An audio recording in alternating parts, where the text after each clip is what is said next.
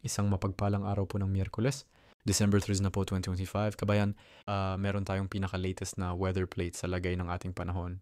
But before that, please wag niyo po munang kakalimutan na i-like at i-subscribe ang ating YouTube channel for more weather updates. Maraming salamat po sa pinaka-latest na update natin. So, ang binabantayan po na LFA na high risk or high chance, di chance ang maging isang ganap na tropical depression ay naging isang ganap na po na mahinang bagyo at ngayon po ay tinatawag itong bagoong Wilma. So ngayon ito po ay merong tinatawag natin na lokasyon. Medyo mas lumapit siya sa ating landmass. Meron po siyang lokasyon na 908 km east of southeastern Luzon. So ito po sa ngayon ay hindi naman nakikita ang nalalakas into typhoon or super typhoon category. Pero dun sa inilabas ng pag-asa na tropical cyclone threat potential dahil nga sa pagiging high risk niya may mga tansa tayong nakikita na kapag lumabas na ito o tumawid na sa kanlurang bahagi ng ating bansa, doon po siya magkakaroon ng rapid intensification or bigla ang paglakas into typhoon category. Pero mas maganda na yon dahil nga po lalakas siya kapag nakalabas na ng ating landmass at ng Philippine Area of Responsibility. So balikan natin yan. Ngayon po muna alamin natin yung ating tinatawag na forecast weather condition. Kasi nga po ay nakaranas tayo ng mga pag-ulan, lalo na po kahapon sa ilang bahagi po ng Visayas at Mindanao. Yung mga ragasa talaga ng mga tubig, no? So ito po dahil po sa ITCZ or Intertropical Convergence Zone ang Zamboanga Peninsula Sergeant, Davao Region Basilan at Tawi-Tawi ay makakaranas po ngayong araw ng cloudy skies with scattered winds and thunderstorms. Lalo na po sa hapon at sa gabi, bandang umaga, medyo may mga magandang panahon pa rin naman pero mas lumalamang po yung maulap na kalangitan dahil apektado ng ITCZ. Clear po tayo dyan.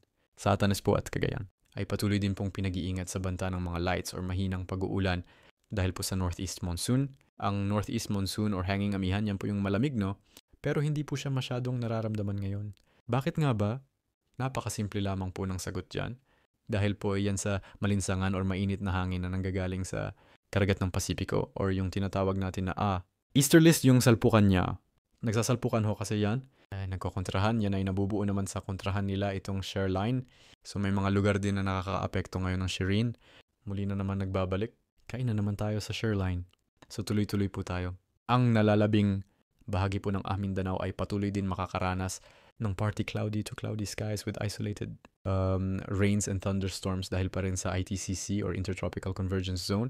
Ang Metro Manila naman po at nalalabing bahagi ng ating bansa ay patuloy din makakaranas ng maulap na kalangitaan with isolated drink showers or thunderstorms dahil po sa mga localized thunderstorm.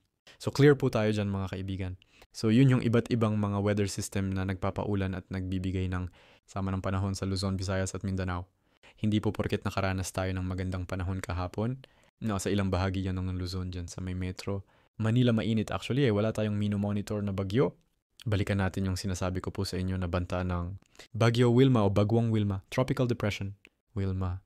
Sa ngayon po kahit hindi ito nakikitaan, nalalakas po sa pagiging typhoon category ay po pwede pa rin itong magbigay ng mga malawakan or mga malalakas po ng mga pag-ulan. Alam niyo yung itong bagyong Berbena na ngayon po ganap na lamang na tropical depression. Nasa labas na rin niya ng PAR. Ayaw niya pong mawala.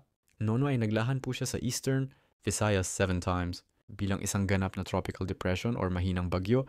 Pero yung pinsala niya matindi kasi ang isang mahinang bagyo, tropical depression na category.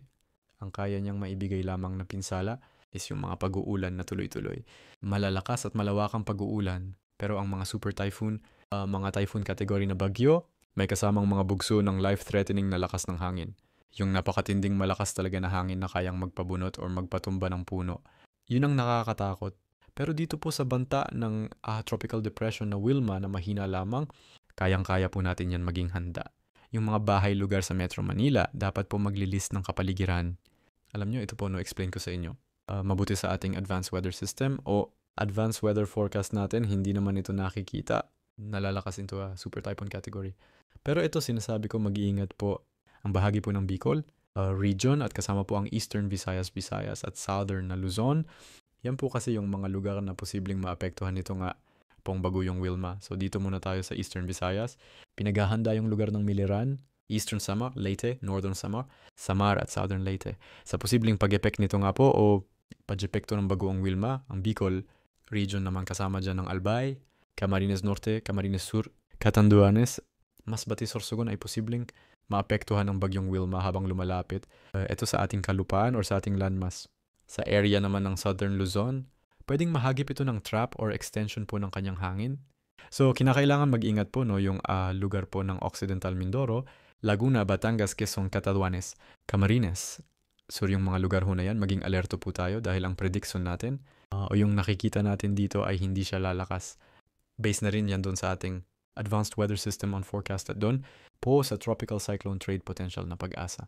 Nilinaw na pag-asa po mga kababayan.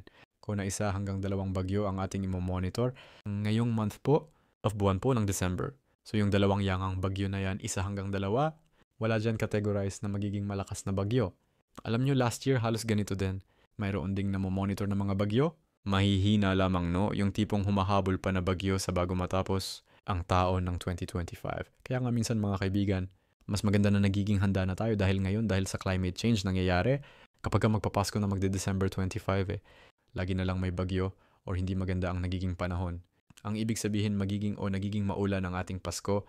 Pero kung tayo naman ay maghahanda, sama-sama ang pamilya sa loob ng bahay no sa pagdiriwang ng Pasko, kapaskuhan pagsalubong ng Pasko, magiging masaya tayo. Kasi iba na kasi ngayon no. Kaya alam niyo po yung mga bagyo talagang dahil sa tinatawag natin na climate change, halos buon-buon na kahit taginit may bagyo no.